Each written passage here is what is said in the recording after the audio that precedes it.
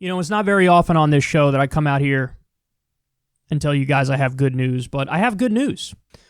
Rouhani, so the president of Iran, says Iran would rejoin nuclear pact an hour after the U.S. does.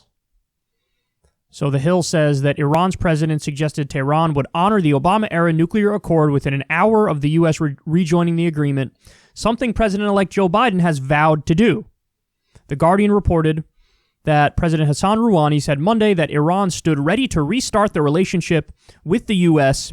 under a Biden administration, but cautioned against any planned changes to the 2015 agreement. So that might be a hurdle. Rouhani also warned the U.S. and European allies of seeking to constrain Iran's ballistic missile program, the newspaper added. Biden has repeatedly said he wants to restore the multinational deal with Tehran. So,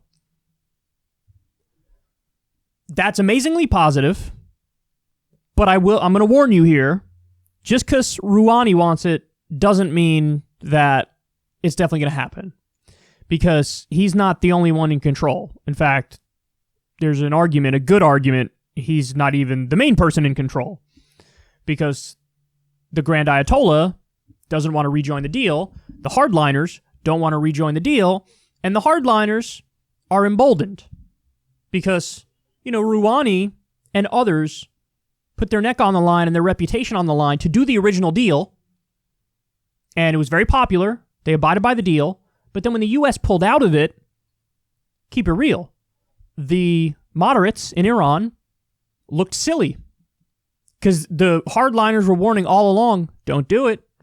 Don't make a deal with the devil. They're going to stab you in the back. They're going to pull out of the deal. That's what they're going to do. You can't trust them. You can't trust them. We'll abide by the deal, and then they'll screw us anyway. That's exactly what happened. And Rouhani has been president for a while now, you know, and there's a lot of discontent in Iran. So even though he says he would like to get back in the deal, you know, he's fighting more powerful forces. He's fighting the Grand Ayatollah and the hardliners and the Revolutionary Guard.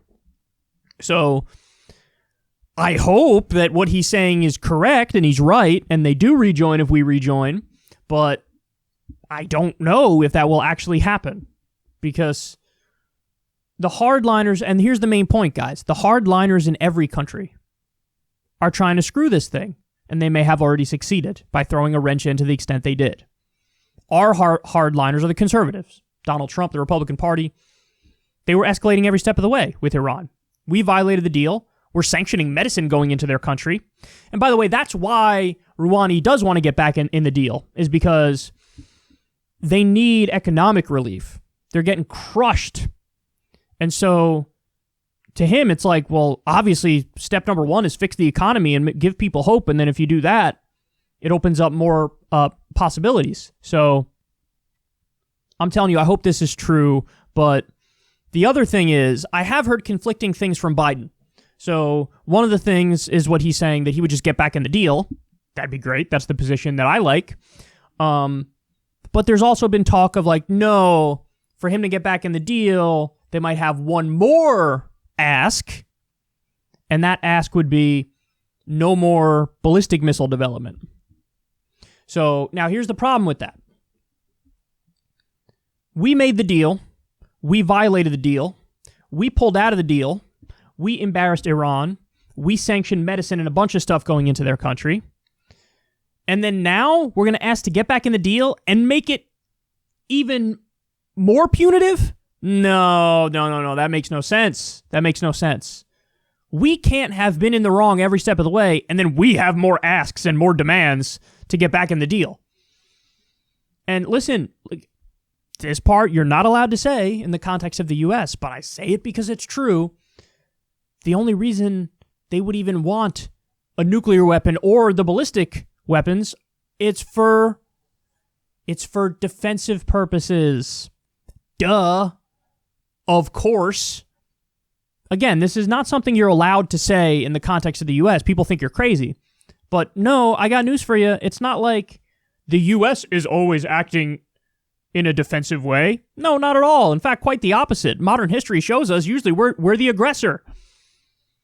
So they would want any of these weapons as a deterrent to U.S. aggression and Israeli aggression. So they'd be crazy if they didn't want more ballistic missiles. Are you kidding me? They're sort of crazy if they don't want a nuke, to be honest with you. But they don't have a nuclear weapons program, and they followed the deal to a T. So I hope this is correct. I hope the U.S. gets back in the deal. I hope Iran gets back in the deal.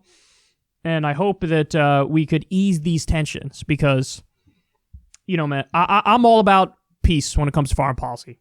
I want to see peace. I only want to use violence for self-defense. That's it. And so in the same way that I gave Obama credit and Biden credit with the Iran deal, I gave Trump credit with North Korea. Because for me, it's all about the issue. It's about the policy. I don't care about the team. I don't care about the tribalism. I don't care about the partisanship. If the goal is peace, then you should try to get peace. You should do it in North Korea. You should do it in Iran.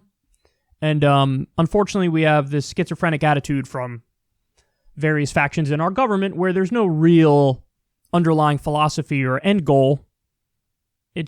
Oftentimes it just strikes me as like terribly arbitrary how they act.